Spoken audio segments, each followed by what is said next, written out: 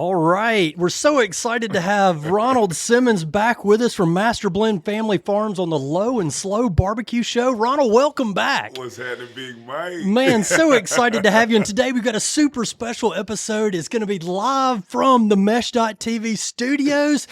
And I got to say, Ronald, I rolled out the red carpet for you, my man. Hey, bro, you crushed it. Everything is immaculate in here.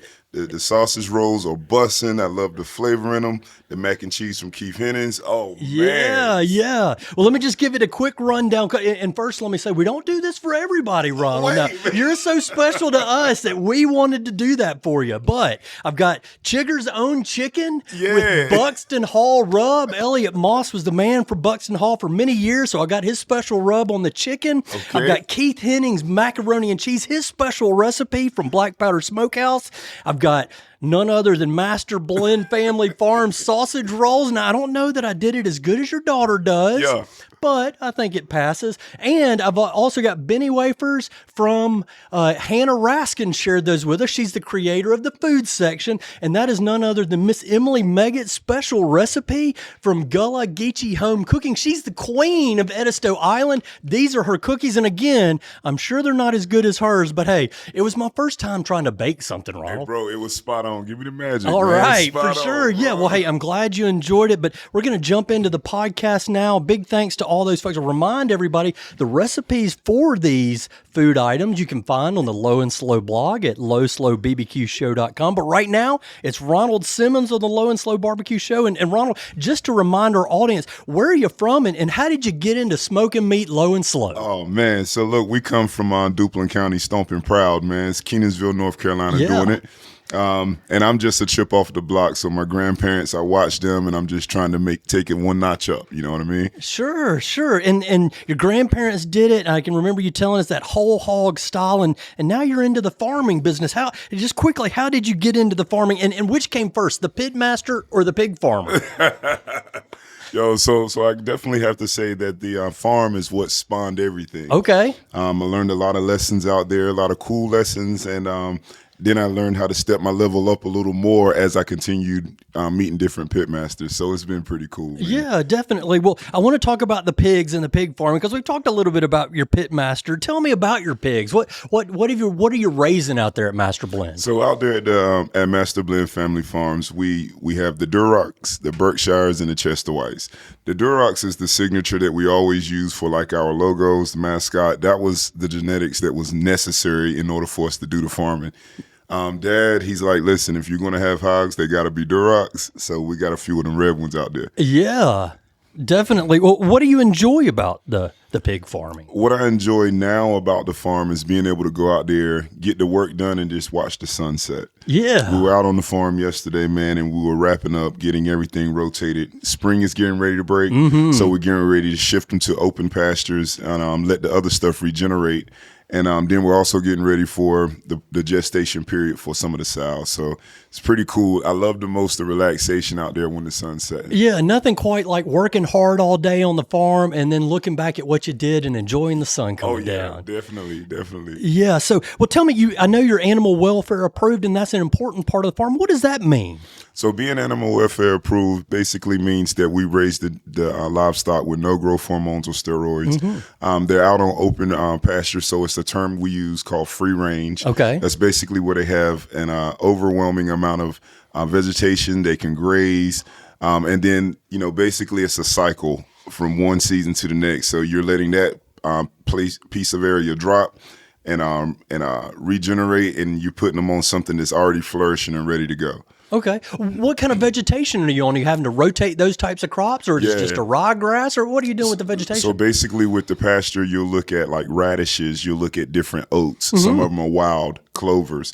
All of that stuff is what helps enhance the marbling into the meat and how they're raised. Yeah. So like when we get these 1.5-inch sliced pork chops, you got nice marbling. When you slap it on the grill, you put a nice sear on it and let it just sizzle, and the aroma spreads into the neighborhood, and then you got magic when it's time to plate it. You got all your neighbors coming over for pork chops is what you got, right?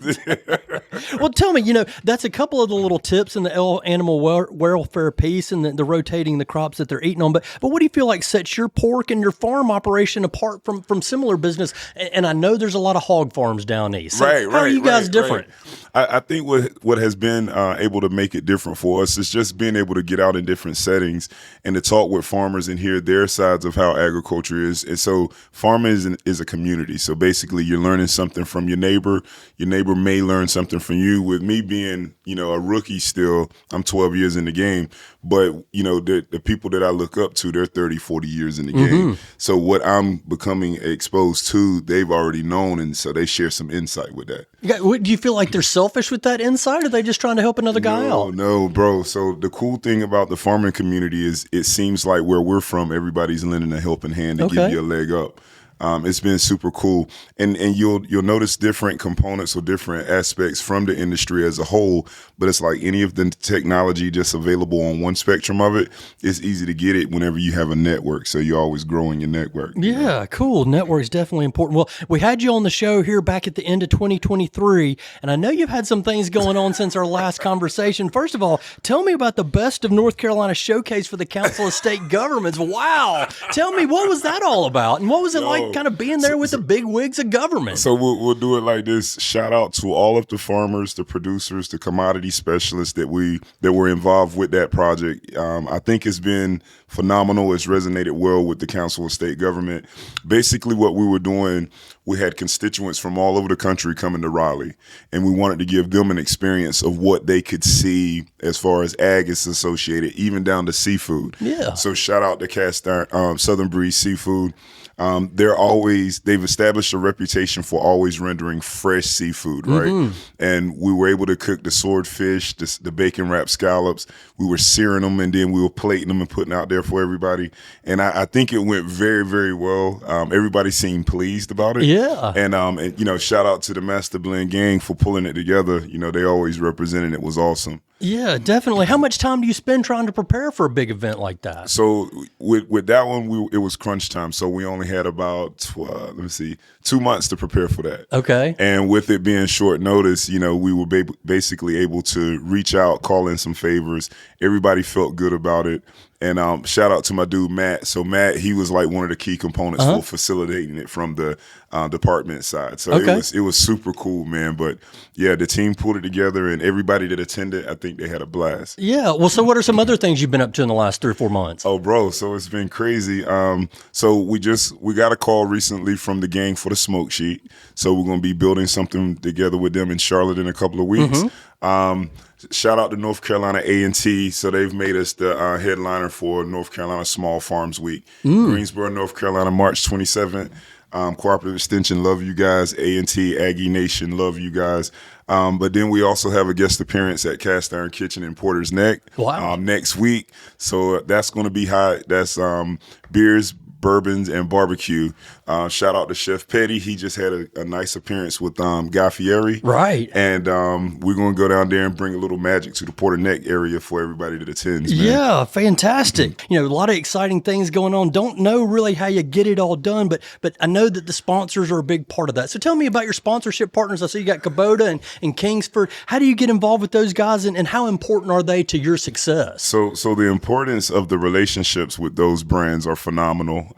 We just wrapped up a cool demonstration with Kingsford, bringing families together over fire with food in Durham at the headquarters. It was insane. So that video is about to drop. It's amazing. Yeah. Shout out to my dude, Paul. He's always putting the magic together. But, with Kubota and with Kingsford, what resonates with us and our relationship is they're always bringing quality and putting that ahead of everything else. So whenever we're able to grab the charcoals, the briquettes, or if we grab the pellets in the smoker and we get it there, we know that we're going to get a nice sear when we get the temp where it needs to be. When it comes to Kubota, they're always keeping us with reliable equipment. Sure. So, you're on the farm, you got to move trees that might have fallen. You go ahead and get in that M65. Yeah. And, bro, you snatch a chain to it, you can make it happen. So shout out to them. We would not be where we are had it not been for the relationships with them. Yeah, definitely. Hey, and you're talking to a Kingsford lifer. I've always used it. I only use it. None of the match or the gas-fueled stuff. Just pure Kingsford. That is where I'm at. Since I was a little kid, my dad used Kingsford, Right. He put it on the grill. He built a little pyramid, and he got it lit up. Now we're moved on to the chimney, so we've advanced advanced a little bit to that, but always fooled with Kingsford and love that. So also want to talk about another one of your sponsors, and I know he's important, Jack Nails and the Dynamic Duo. So remind our audience how you got connected with Jack and started touring the state and visiting businesses and spotlighting what they've got going on. So the cool thing about Jack Nails, he's a big mentor to me. With the agency that we collaborate with Jack, he's always willing to get on the road and boogie, right? I met him about 10 years ago, and literally the first time I saw him, I was like, the energy coming off of him, I was trying to pick up. I was trying to learn. Yeah. And so anytime that we go anywhere, I'm always trying to have him with me. And look, and I'll cover lunch just so I'll have some time with him where I can learn some of what's going on and how to move when it comes to corporate America. So that dude, he's amazing. Shout out to Jack Nails. You are amazing. And again, when it comes to him, like, we don't even plan the schedule of where we're going. Okay. We hit a city and he's like, hey, what you doing? I'm like, bro, let's go eat. He's like, cool. For sure. And it happens like that. So last weekend we were at Noble Smoke down in Charlotte, North Carolina. Yeah. And watching their smoke room, watching the team, bro, incredible. They got a lot of nice stats. Yeah. Talk about, shout out to Sweet Lou, my dude. Shout out, bro. Yeah, Sweet Lou's and Lewis Donald, definitely. Well, so, and he's with Jack's with the North Carolina Department of Agriculture. And I know that it Got to Be NC is a big part of that. So, what is the Got to Be NC program? So the Got to Be NC program is something that I've had the privilege, the honor to be associated with. And what we do is you have some superheroes that are in this agency.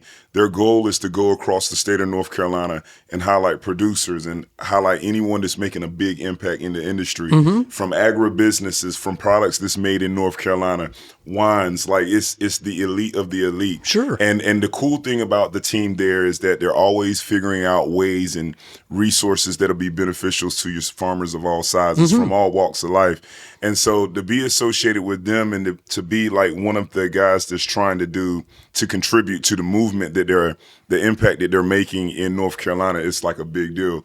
Commissioner Troxler, shout out to him as well. Very phenomenal young man. Yeah, definitely. So again, Batman and Superman, the dynamic duo, they're going all over the state. Some promoting the Got to Be NC program.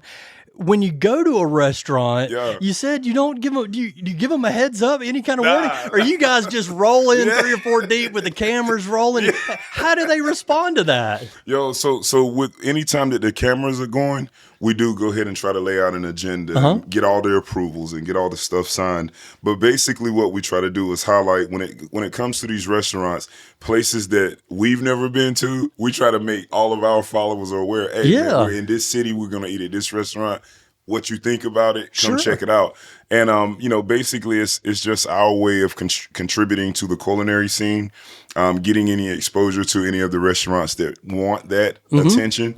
And, the goal for us is when we go to these different restaurants, these different brands and business owners, as we continue to climb in success, we want to take them with us. Yeah. You know what I mean? So if people ask, hey, where's a cool place to eat, man? Look, North Carolina, baby. We got all the nice barbecue joints. You want to check us out. Yeah, for sure. And now, so I got chicken and mac and cheese and sausage rolls and cookies but I don't want everybody rolling up into my house.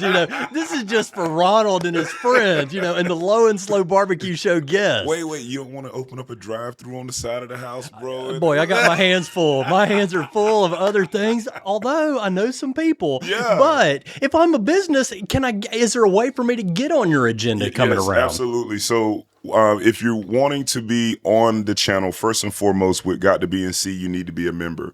And what that means is that you're tapped in, and we're making sure that your profile is set up nice, where when people are interested in your product and your services and what you do, it's easy to find you. So make sure you have a website, and make sure you have some type of content going through your social media channels. From that, it goes into the process of just putting it into the schedule. And so when we dial it into the schedule, so I personally stay booked like 6 months out. Wow. Right. And I have to do that to give everybody the attention that they deserve when we initiate the process. Right. But in saying that, any of the events going on across the state with the agency, it gives you the opportunity to be right up close and personal with potential buyers. Right. Yeah. The flavor showcase that was in Concord last week.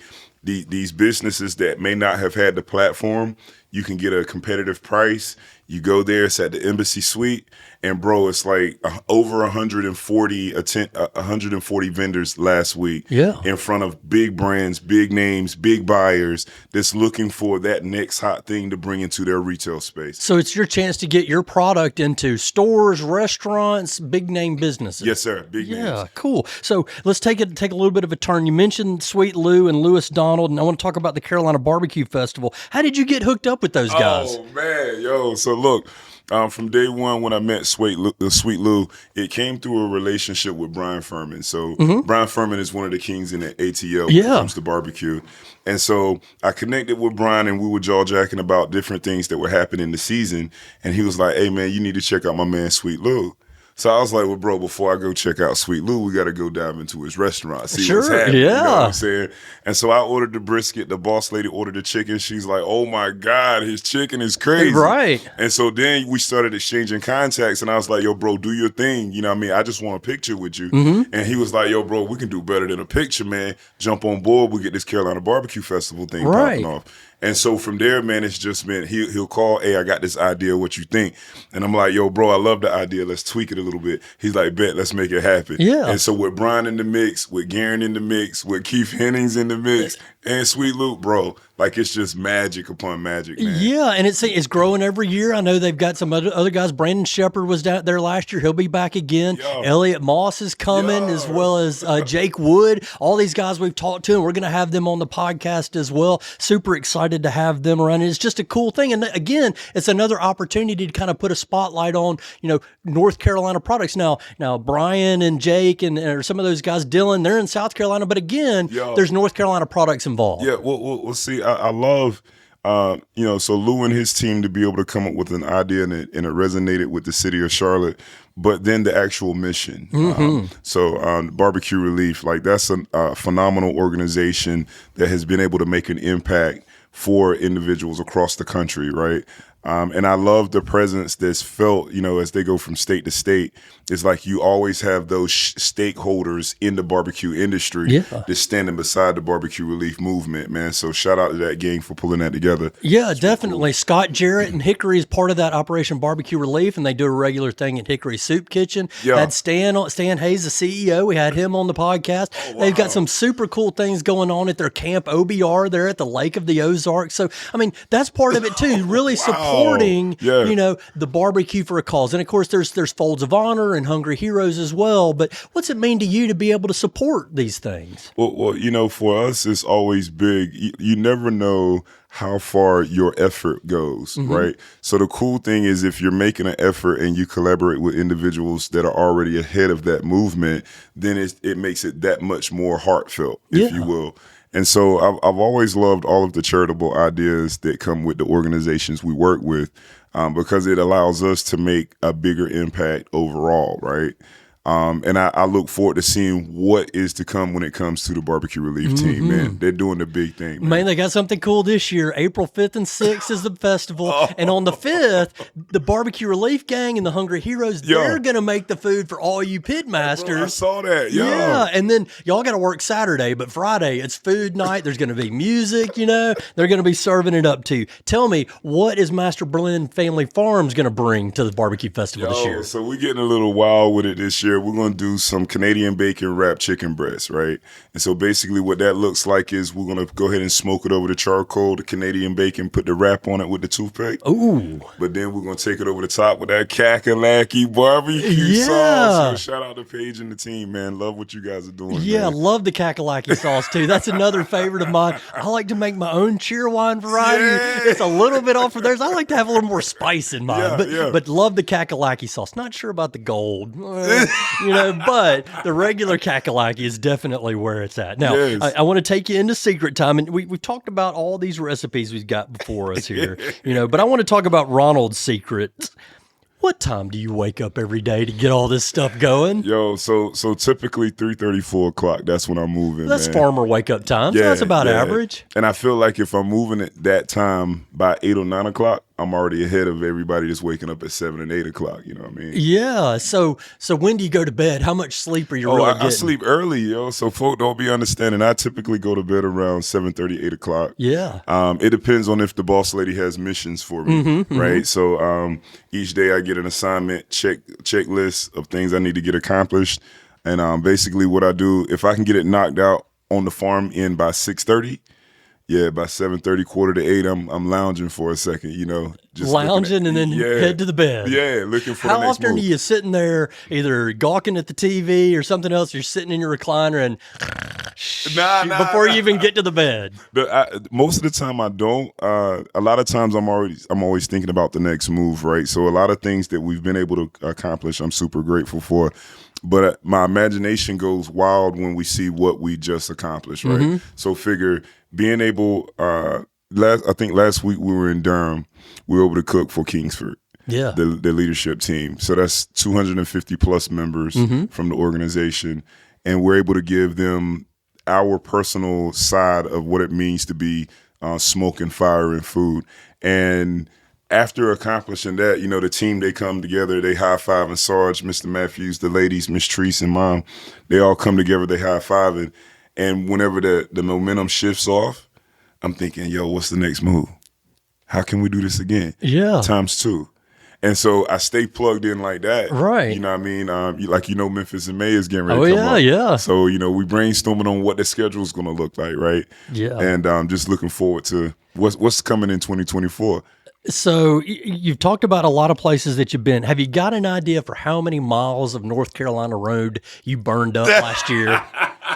I mean, Kenansville to Hickory alone, that's a pretty good haul. But you're going to a lot of these places. How much are you driving and how far? Do you have an estimate? Yo, I don't, man. We might do, if I was to ask Paul, he might give me a more precise number, but I'm thinking we might do 10,000 miles a year, just traveling. Yeah. But like I said, it's cool to be able to sit with people and we bounce ideas off of each other. We learn from each other. So to meet an individual in the mountains, over the mountain winery, over the mountain vineyard, I was rapping with her, and she's super awesome. She's innovative, and she's always thinking of the next move. Like, what other products can we produce from these grapes that we grow? Right. So it's like being able to see them, and I may be able to give some insight in a process that'll take them to the next level. Right. So like that's pretty much the goal for me. If I can help one farmer across the state and they figure out another power move, and it doesn't matter from the coast to the mountains, wherever it is. Sure. Look, I'm game, you know what I mean? But I just want to see the industry make it. I think the statistics is saying it's around 2% of the general population is of what's feeding America. And so to be able to inspire someone else to tip it in our favor where there's more producers, that's ultimately what I'm looking at, because we don't want to be facing an issue where there's a shortage supply of food. That's right. That's horrible. A real problem. Yeah. What role and how important is your family to what your success and your farm is doing? So the cool thing about the role of the family is that I live now through my kids. There was a time I couldn't believe that, right? So I'm literally dealing with a lot of the things that I didn't get a chance to do when they were younger. I'm trying to do it now. Like last Friday, I went to lunch with Squirrel at her job. I had never been to my daughter's job and eaten lunch with her. So we went to Bahama Breeze, downtown Raleigh. Yeah. I'm like, yo, let's get it, boo, boo, boo. And she's like, you're here. And like everybody's geeking out. Well, did she sit down and eat with you, or did she have to come and work, or both? So it was pretty much like, all right, Dad, you got 30 minutes. Okay. And I'm like, okay, cool. She was like, okay, you got 15 minutes. I was like, for real? She was like, yo, Dad, you got 5 minutes. We got to go. And I was like, oh my God. She's on the job. Yeah, she's grinding, man. Super proud of the kids. Yeah, but outside that, you got family that supports you in the farm too. You referenced the boss lady, and I know Paul's kind of the extended media family. Yes. Well, it's like, so with the team, those that have helped us arrive at this moment we're at now, I try to keep them with me. I feel like when it comes to the success, the only way it's successful for me is that they're able to experience it as well, right? Yeah. Because it's no fun if I'm talking about, yo, we just took this flight, we're going to Dubai. And it was just me. So it's like anywhere that I can take the team, we go on the road. it's like, yo, they experience it. I try to tell them a million times, thank you for everything that they do. Yeah. And they be clowning. My mom and dad, they always look now and they're like, dude, we're proud of you. You know, and I think with them, so being 89 and 87, today is Dad's birthday, by the way, right? So he's 89 today. Well, he can't travel on planes like he used to, right? But being able to show him what we did, so showing him the videos, the YouTube channels, the catalog, he's looking and he's like, bro, I'm proud of you. I'm like, dude, it's hard to get his approval. Sure, like any dad. Yo, you feel me? So it's like when you get that, it's like, okay, this is major. And I'm pointed in the right direction when I get his approval. So it's like, okay, let's do that again. Let's figure it out. So he's living a little vicariously through you. And at the same time, you know, like you're doing with your own young people, he's getting to experience it, you know, without kind of being there, right? He gets to enjoy it as well. All right. You've been very generous with your time. Had a lot of good talk and conversation here. I got to get into some nitty gritty here, secrets. What is your favorite barbecue restaurant? Oh, wow. I know I'm putting you on the spot. Yeah. Well, I'll say one of my favorites. Okay, so before I even say this, everybody's doing an amazing job in the restaurant scene. Just for the record, one of my favorites thus far has been on John G's. Yeah. And it's only been because Garen, he's been such an awesome friend prior to all we've been able to do. Can I name two? Name it. Hey, okay. So look, and my other one. So I'm a big fan of Keith Hennis. This dude is turned up. I love everywhere that he goes. We're there. We get together. Like his energy is popping, man. So I really love it. Can I name one more? Okay, never mind. Name it. We want to hear it because if I haven't met him, I need to meet him. And I'm so proud to also know Garen, and we've had John G on the show back in the Pitmasters. Look forward to seeing him at the festival. And it won't surprise you, a lot of the people that we talked to also mention Garen and John G. And after they say that, the next thing they say is, he's been such a good help. He's been such a good friend. And it sounds like that's all the Pitmasters, right? It's not just him, but it's also, you know, Keith and who you're getting ready to mention now. Bro, well, it's like just seeing their growth, right? The first time I met Elliot Moss. Yeah. Bro, I flipped because he's like a celebrity, right? High profile, love it.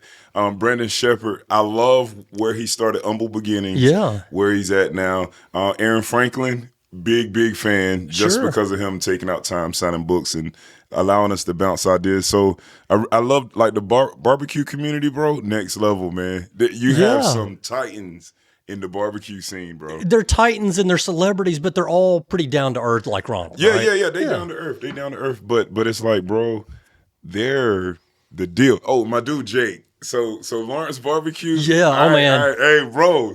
Yo, Lawrence, my man Jake Woods, he's major, you know, heavy hitting. I love his energy. I look forward to seeing what he's coming up with. His imagination is crazy. Definitely. I love it, man. Yeah, they got something cool there at the Research Triangle. We've had him on the podcast talking about some of the things, the tacos he does and the breakfast he does. And he's got some cool stuff happening. Yo, well, see, Jake is cool because he live on the edge with it, man. Yeah. He pushes it. He pushes the edge. He's not on the edge. He's finding new edges out there. Yes. Jake, love what you're doing, bro. Yeah. You killing it, Mike. Here it is, Low and Slow Showdown. And I know you've been through this before, but I've got some new ones for you. So I've got some curveballs I'm going to throw at you. All right. Some of the regulars, I'm going to throw you some curveballs too. And I know the answers to some of them, like gas, charcoal, pellets, or wood. So I got to stand with the charcoal just because of, it's like each time with the charcoal, I think that we've done the best we can do. Something new pops off and it's like, oh wow. So the charcoal, hands down. Do you feel like you get the same flavor with the charcoal as you would using oak or hickory or pecan or one of those things? Again, I love charcoal, but how do you still get the wood flavor? Well, I'll give you some insight on something we just tried. We started using some cherry wood, and we were running the cherry wood on one of the hot cookers. So Grill Billy's in Wendell is the ones that told me about it. They were like, bro, you need to try this. Bro, we did it with the ribs. We did it with the ribs. We tried it with the Wagyu burgers. Yeah. Oh, my God. So if I'm going to run a close second, I'm going to say the cherry wood. I really love it. Yeah. That we got from There's Wendell. Nothing saying you can't use both, right? You get the charcoal out there and then flavor it with some wood on there. Play the game. Yeah. Definitely. So. Oh, wow. Your favorite pork cut? My favorite pork cut, and I don't even want to say the ribs. My favorite pork cut has been the whole boneless pork loin. I love it. Okay. So I like to get bananas with it. Shout out to my dude Chad Blackwater. So he showed me this idea about, it was on January of last year. Mm-hmm. We took a whole boneless pork loin. We're gonna say it's 12 pounds. Okay. And we trim it, and we puree it to where it opens up like a rectangle, like a sheet. Yep. You sprinkle your lemon juice, your pecans in it, some roasted pecans, a little bit of cinnamon, and then some chives, and you roll it back up, and you use the butcher twine. Yeah.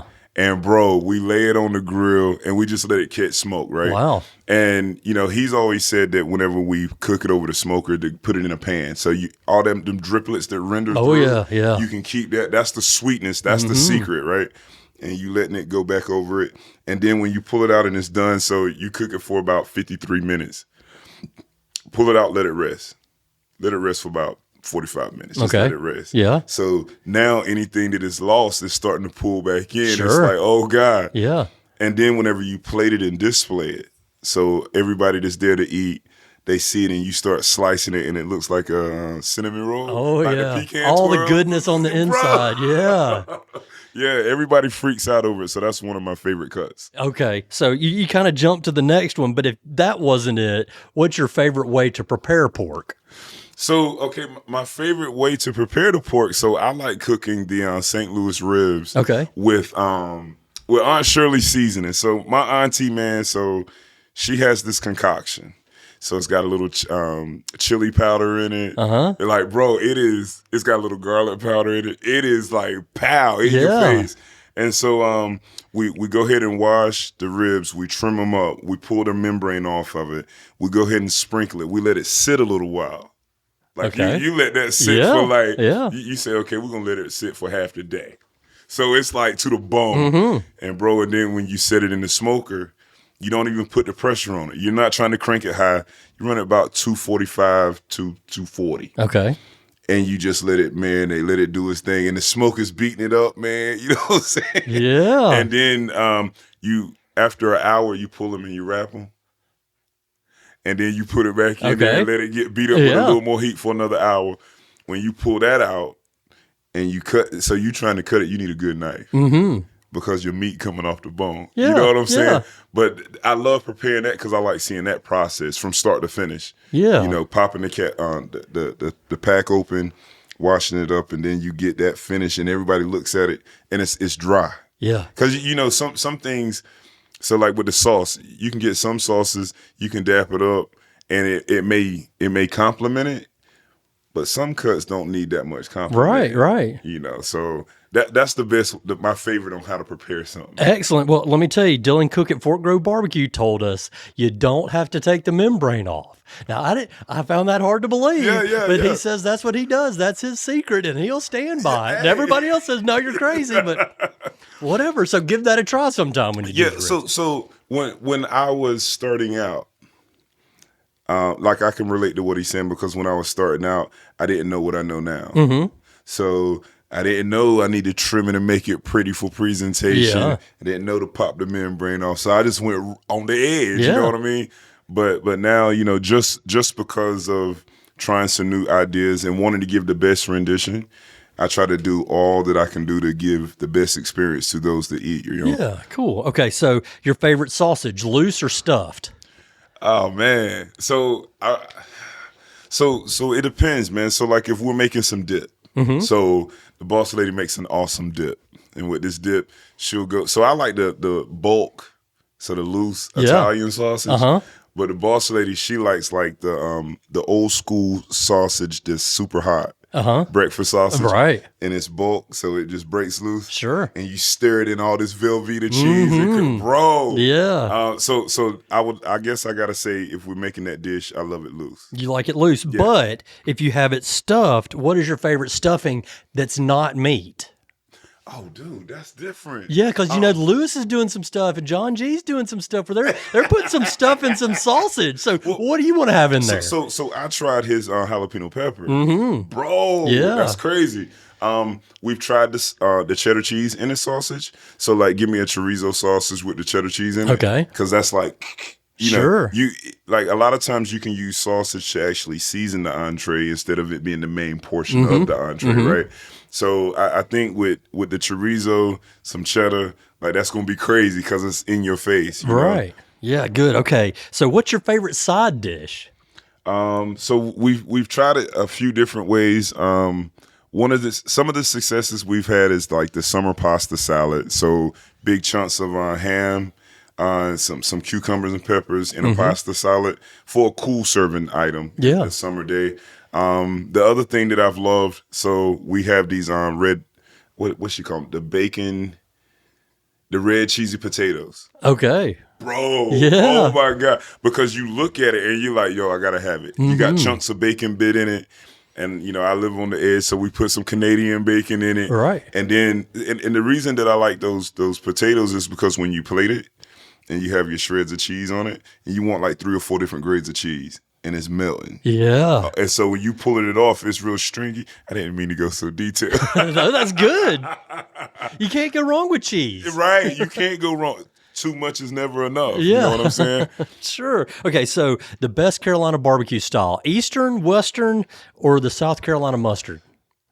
Right now, I got to stick with the East, man. So that's okay. But like I've been seeing a lot of cool stuff coming out of the West and the South. Yeah. South Carolina, like I said, so like Brian Furman doing his thing. But I'm gonna stick with what we're accustomed to, the East. That's baby. right. You grew up on that. It's generally going to be your favorite. Yes, so, sir. is it better sauce with or without? Yo, so I'm loving to go without. You know, if we're gonna smoke a whole hog, you got it good and seasoned up and everything, and you just pop off a piece off the grill. Hey man, you don't always need the sauce. That's right. If the meat's good, you don't need sauce. Right. With the right smoke on it, yeah, you can't lose with that, baby. Gas or brakes? All gas, bro. All gas, bro. All gas. Yeah, no brakes. We right? don't need no brakes, baby. All right. So last one. It's important. Is barbecue a verb or a noun? Barbecue is a noun.